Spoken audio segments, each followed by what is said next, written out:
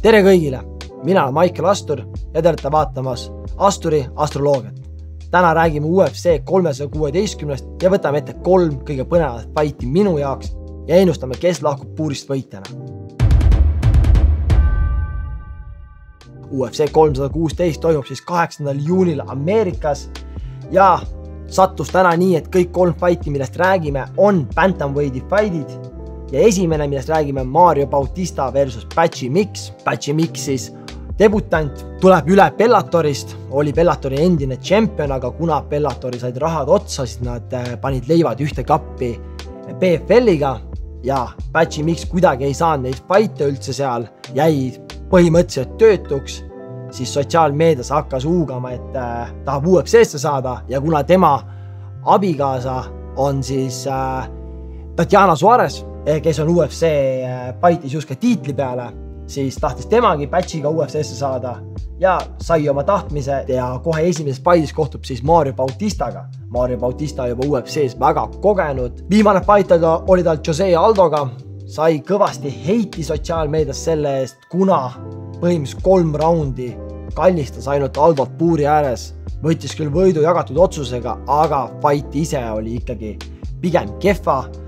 Tekitas palju mölluse, et miks UFC ei muuda reegleid, üleüldse MMA-s, miks ei muudeta reegleid, et kui keegi kallistab kedagi lihtsalt seina ääres niisama ja põhimõtteliselt midagi sellega ei tee, et miks neid ei lahutata ära ja ei viida matšis puuri keskele, aga Bautista tegi oma töö ära ja nüüd siis läheb vastamisi Patchiga. Patchi siis, nagu mainisin, endine Bellatori tšempion, väga okei püsti, väga hea maas, on väga tugev just eriti seljas, et on saanud päris palju lõpetusi just tagantkägistusega. UFC-se tulles alati meestel raske, vajavad veits kohanemisaega. Patchi kogemus on väga suur. Usun, et ta suudab takistada Mario Bautista mahaviimised ja võtta sellest fightist oma, nii et mina ütlen Patchy Mix kohtuniku otsusega võidab. Naiste bantamweight'i tiitlimatšis kohtuvad Juliana Peña versus Kayla Harrison. Juliana Peña võitis oma tiitli eelmisel aasta oktoobris Raquel Penningtoni vastu ja Kayla Harrison tuli üle PFL-ist, on teinud nüüd UFC-s 2 fighti, esimese võitis teise raundi alistusega ja teise fighti võitis otsusega ja nüüd saab siit võidelda tiitli peale.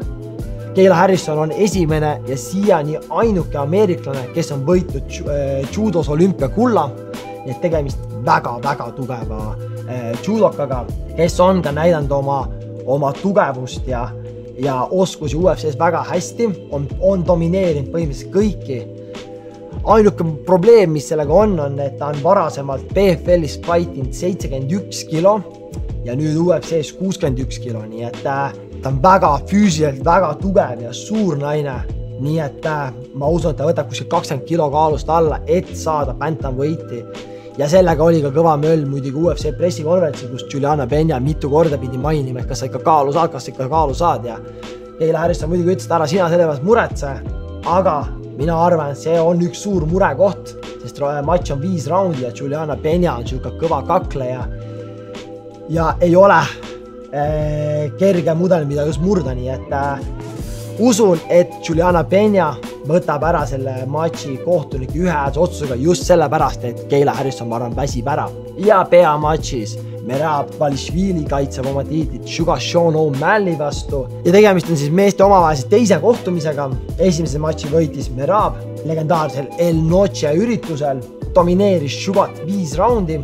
Muidugi pärast tuli info, et Sugar Seanil oli seal palju vigastusi, oli suur probleem puusaga, ei saanud ta korrakult maadelda, maast üles tulemisi teha trennis, ettevalmistusel ja sellepärast ka oli siuke fight tema poolt. Aga nüüd mees on võtnud pausi, taastunud, teinud operatsiooni puusale ja nagu ikka me kõik ütleme, on parem kui kunagi varem.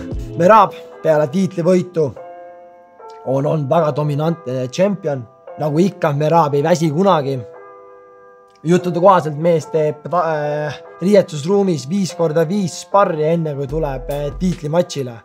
Nii et täiesti segane, väsimatu. Usun, et Merab võtab selle fighti ära just oma vastupidavusega. Ma kahtlen, et Sugar Sean suudab peatada need mahaviimised ja tulla maast üles, sest Merabi surve on lihtsalt nii meeletu.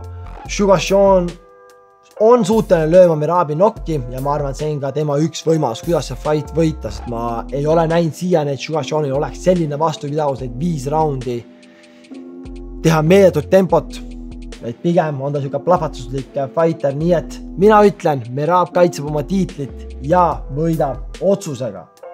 Ja siin see on, need on minu UFC 316 ennustused, ehk siis ütlen, Patchy Mix võtab debüüdis võidu kohtuniku otsusega, Juliana Peña kaitseb oma tiitlit kohtuniku otsusega ja Merab kaitseb oma tiitlit kohtuniku otsusega.